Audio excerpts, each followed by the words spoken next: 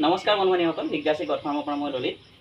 বন্ধুসকল, মই আমাৰ ঘৰৰ ওচৰৰ দাদা এজনৰ ঘৰলৈ আহিছিলোঁ আৰু এই ছাগলজনী চাওক। ছাগলজনীৰ এই ঠেংটো, এই ভৰিৰ যিটো খুৰা, এই খুৰাটো এনেকুৱা ধৰণে বাঢ়ি গৈছে, দেখা পাইছে আপোনালোকে।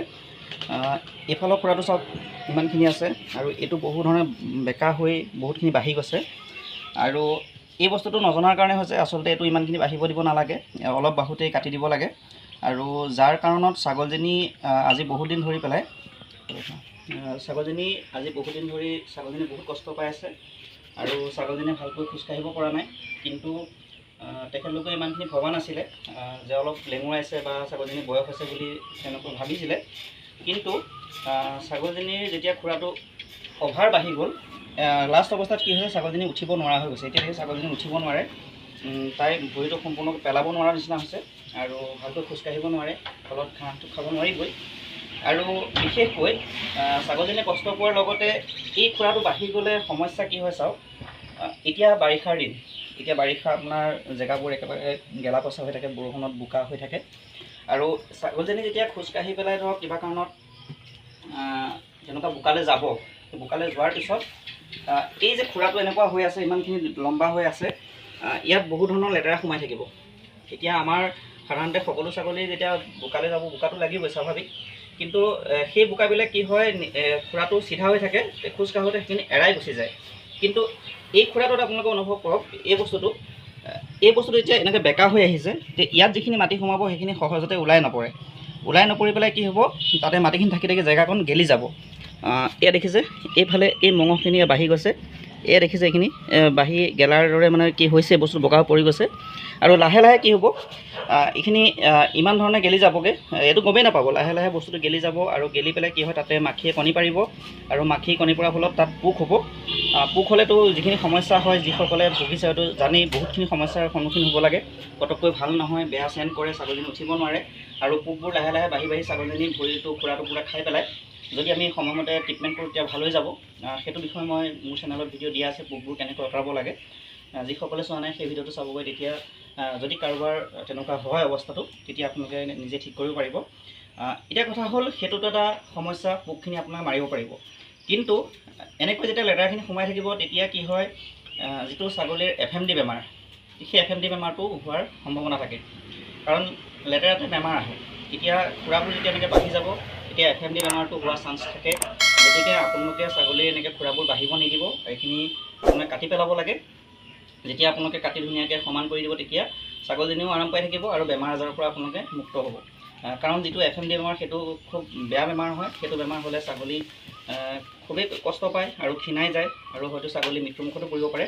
গতিকে আমি খুৰাটো কেনেকৈ কাটে মই আপোনালোকক দেখুৱাম। মই এই ছাগলীজনীৰ খুৰাটো কাটিম, যিটো বাঢ়ি গৈছে নখটো, সেই নখটো কাটি দিম। আপোনালোকে চাই পেলাই আপোনালোকৰ তেনেকুৱা যদি হৈ থাকে তেতিয়া কৰিব পাৰিব। তাৰ বাবে এখন আপোনালোকে এনেকুৱা কেঁচিও ল'ব পাৰে, আপোনালোকে অনলাইনত পাই যাব। কিন্তু সেইখন মই লৈ নাহিলোঁ। এতিয়া মই আহিছিলোঁ ছাগলীৰ বেলেগ এটা বেমাৰ চাবলৈ। কিন্তু যিহেতুকে খুৰাটো এনেকুৱা দেখিছোঁ, গতিকে খুৰাটো কাটিম। তাৰ বাবে এটা মাতুল ল'ব আৰু মাতুল এটা ল'ব আৰু ভাল ধাৰ থকা এটা বটালি ল'ব। বটালি লৈ পেলাই কৰিব পাৰে, যদি সেই কেঁচিখন নাথাকে। আৰু এইটো ভয় কৰিব নালাগে, আপোনালোকে এনেকৈ তক্তা এখন দি পেলাই সমানকৈ পেলাই ল'ব। পেলাই বেছি ওপৰলৈ নাকাটিব। প্ৰথমতে ইয়াত যদি কাটি দিয়ে হয়তো তেজ ওলাব পাৰে। প্ৰথমতে অলপ বাঢ়া অংশখিনি কাটিব, যাতে যিখিনি বাঢ়ি থকা অংশ সেইখিনিহে কাটা যায়।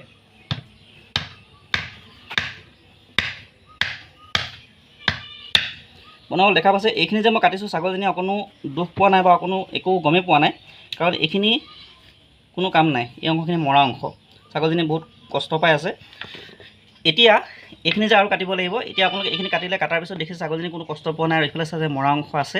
গতিকে এইখিনিও আপোনালোকে কাটিব পাৰিব। একেবাৰে যদি আপুনি কাটি দিয়ে, ধৰিব নোৱাৰিব পটককৈ, হয়তো মঙহত লাগিব পাৰে। গতিকে অলপ অলপকৈ কাটি পেলাই আঁতৰাব।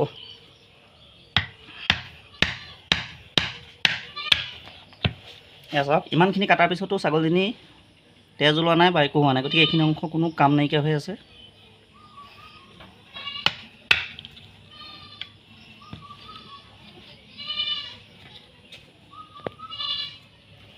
খুব লাহে ধীৰে কৰিব, উৎপাত কৰিব নালাগে।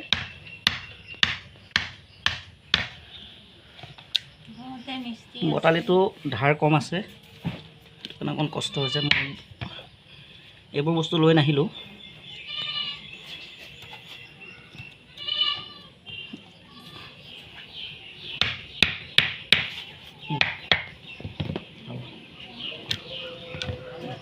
এইখিনি নখখিনি কাটাৰ পিছত কি কৰিব লাগে, আপোনালোকে পটাছ পানী ল'ব, পটেছিয়াম পাৰমেংগনেট 1 লিটাৰ পানীত 6 গ্ৰাম মিলাব, মিলাই পেলাই সেই পানীখিনিত ভৰিটো সুমুৱাই দিব।